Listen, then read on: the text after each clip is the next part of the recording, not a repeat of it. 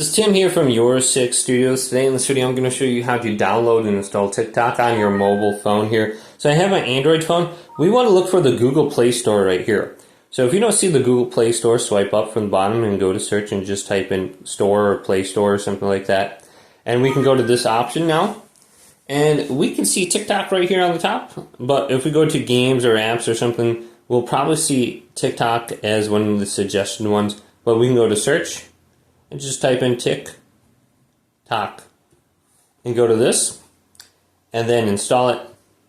So I have it already installed. I can sign in, and I might be signed in with one of my accounts. I'm not sure, but very easy now. So once you have this installed, we can go up from the bottom and locate TikTok. Hold down on it, and we go to Add to Home Screen, and now we have it on our home screen.